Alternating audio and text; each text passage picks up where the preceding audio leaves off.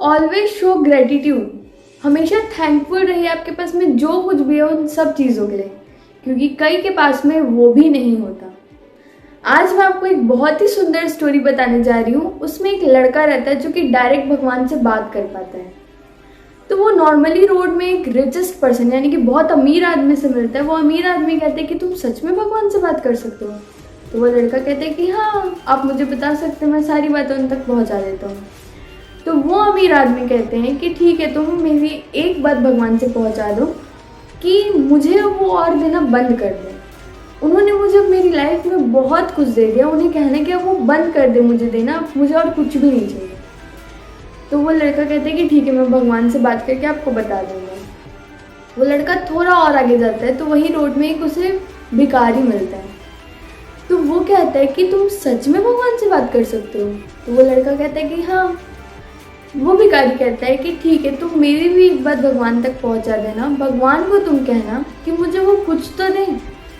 अभी तुम एक अमीर आदमी से मिल के आए जिसके पास में भगवान ने कितना कुछ दिया है उन्हें, और मुझको देखो, मेरे पास कुछ भी नहीं है। भगवान को कहना है कि कुछ तो दे मुझे, सिर्फ एक कपड़ा है मेरे को अपनी बॉडी ढकने के लिए, बस और कुछ भी नहीं है मेरे पास। तो वो भिखारी कहते हैं कि तुम भगवान को कहो कि वो कुछ तो दे दे मुझे। तो वो लड़का कहता है कि ठीक है, मैं आपकी बात भी भगवान तक पहुंचा दूंगा। अब वो भगवान से बात करता है।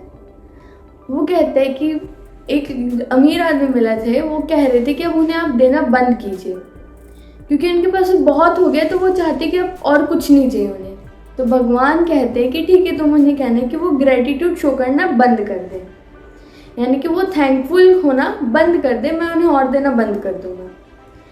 तो फिर वो लड़का कहता है कि ठीक है। फिर वो लड़का कहता है कि भगवान, एक और इंसान है जो कि बहुत ही पुअर है, बहुत ही गरीब है, और वो चाहता है कि आप उसे बहुत कुछ दें। उसके पास में कुछ भी नहीं है, आप प्लीज़ उसे बहुत कुछ दे दें। तो भगवान कहते हैं कि ठीक है, तुम उन्हें कहना है कि वो ग्रेटिट्यूड शो करना स्टार्ट कर दें, यानी कि वो थैंकफुल होना स्टार्ट कर दे, मैं उन्हें सब कुछ दे दूँगा। तो वो लड़का फिर जाता है उस अमीर आदमी के पास, कहता है कि मेरी भगवान से बात हुई और उन्होंने कहा कि तुम ग्रेटिट्यूड शो करना बंद कर दो, तुम थैंकफुल होना बंद कर दो, भगवान तुम्हें देना छोड़ देंगे।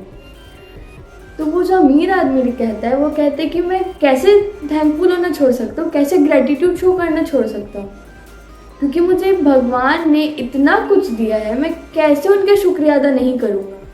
मैं तो करूँगा ही ना शुक्रिया अदा उनका। फिर वो लड़का जाता है वो गरीब इंसान के पास और कहता है कि मेरी भगवान से बात हुई, उन्होंने कहा कि तुम ग्रेटिट्यूड शो करना स्टार्ट कर दो, थैंकफुल होना स्टार्ट कर दो, शुक्रिया अदा करना स्टार्ट कर दो जो भी तुम्हारे पास है। वो गरीब इंसान जो रहता है वो कहते हैं कि थैंकफुल? किस चीज़ का थैंकफुल? ये एक कपड़े का थैंकफुल जो कि मेरे तन पे ढका हुआ है, और कुछ तो है ही नहीं मेरे पास, तो मैं थैंकफुल किस चीज़ का हूँ? और फिर कहते हैं कि हवा इतनी ज़ोर से चली कि वो जो शॉल भी उन्होंने ओढ़ा था ना, वो भी उड़ गया। तो आप सोचिए कि आपके ग्रेटिट्यूड शो करने से, सिर्फ थैंकफुल होने से कितना कुछ आपको मिल सकता है, क्योंकि कई इंसान ऐसे हैं जिनके पास में वो भी नहीं है। मैं आपको एक छोटी सी स्टोरी से सिर्फ यही बताना चाहती हूँ कि जब आप लिस्ट बनाएंगे ना ग्रेटिट्यूड की, जब आप थैंकफुल होने की लिस्ट बनाएंगे कि यार मेरे पास सच में 2 हाथ हैं, 2 आँख हैं, मैं इतना अच्छे से बोल सकता हूँ, ये सब चीज़ें आप ग्रेटिट्यूड ही शो करेंगे ना। तो जब आप इनकी लिस्ट बनाएंगे ना, तो देखिएगा, मानिएगा आप मेरी बात, आपका लिस्ट ख़त्म ही नहीं होगा। उसके बाद भी हम सब इंसान किसी न किसी चीज़ के लिए रोते ही रहते हैं कि यार हमारे पास वो नहीं है, वो नहीं है, पर हम उस चीज़ के लिए खुश नहीं होते जो चीज़ हमारे पास है। आप जब भी सुबह उठे ना, तो थैंकफुल कीजिए, ग्रेटिट्यूड शो कीजिए कि यार आज मेरी एक न्यू दिन है, मेरी न्यू शुरुआत है, क्योंकि कई लोग सोते सोते भी कभी जीवन भर नहीं उठ पाते।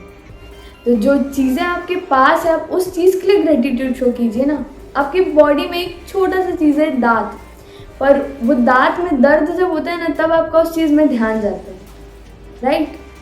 जिस दिन वो दांत में दर्द नहीं रहता, आपको सब चीज़ ठीक लग रहा रहता है, बट वो एक दांत का दर्द आपका पूरा स्टॉप कर देता है आपको, क्योंकि पूरे टाइम आपका ध्यान जाता रहता है उस चीज़ में। तो सोचिए, भगवान ने इतनी चीज़ें आपको दी हैं, इतनी चीज़ें, तो हम ग्रेटिट्यूड तो शो कर ही सकते हैं ना।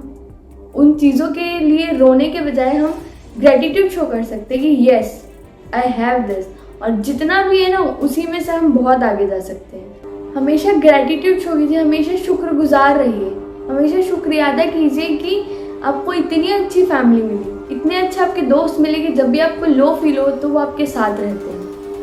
भगवान चाहते तो हम सबको भी जानवर बना सकते थे, बंदर बना सकते थे, डॉगी बना सकते थे, कुछ भी बना सकते थे, बट उन्होंने हम सबको एक इंसान बनाया, एक इतनी अच्छी स्पेशल चीज़ दी हमें। क्यों ना हम इंसान होने के नाते अच्छी चीज़ें परफॉर्म करें इस वर्ल्ड में।